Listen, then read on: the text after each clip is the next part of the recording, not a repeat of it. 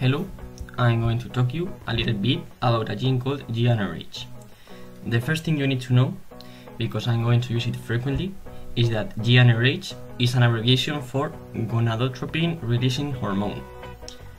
And this hormone that is released is responsible for producing other hormones used in reproduction. Okay, so the gonadotropin releasing hormone, or as you already know, the GnRH, is produced and secreted by specialized nerve cells in the hypothalamus of the brain. It is released into tiny blood vessels that carry this hormone from the brain to the pituitary gland, where it stimulates the production of two more hormones. One of them is the follicle-stimulating hormone, and the other is the luteinizing hormone. These hormones are released into the general circulation and act on the testes and ovaries to initiate and maintain the reproductive functions. The follicle-stimulating hormone and the luteinizing hormone control the level of hormones produced in the testes and ovaries, such as testosterone, estradiol, and progesterone. And they are also important in controlling the production of sperm in men and the maturation and release of an egg during its menstrual cycle in women. GnRH is located in the short arm of chromosome 8, and as you can see here, all the chromosomes are divided in two parts, one that is bigger and another that is smaller.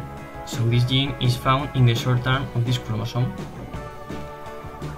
specifically in the region 8p21.2, that, as you also can see here, every chromosome itself is divided in smaller regions.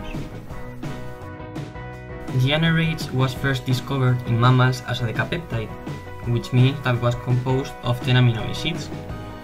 And what you are seeing right now on screen is the composition of GnRH, and as you can see, there are 10 amino acids.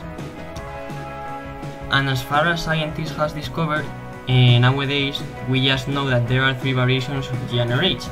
One of them is GnRH1, another is GnRH2, and the last one is GnRH3. GnRH activity is very low during childhood, and it is activated at puberty or adolescence, during our reproductive years. However, once a pregnancy is established, GnRH activity is not required, which is quite curious. The GnRH belongs to a family of peptides, called the gonadotropin releasing hormones, like the gene itself but in plural, but they are more commonly called gonadoliverin. The main function of GnRH, as I said before, is to act on the pituitary to stimulate the synthesis and secretion of luteinizing and follicle-stimulating hormones. But GnRH also acts on the brain, retina, sympathetic nervous system, gonads, and placenta in certain species. As I also told you before, there are three different forms of GnRH. The one I have explained you was the first one. The second form is expressed in midbrain and seems to be widespread. In this one there can be a mutation that can cause delayed puberty in females, while the third form has been found so far only in fish. So we are done with this. I hope you have liked it and that you have learned something new.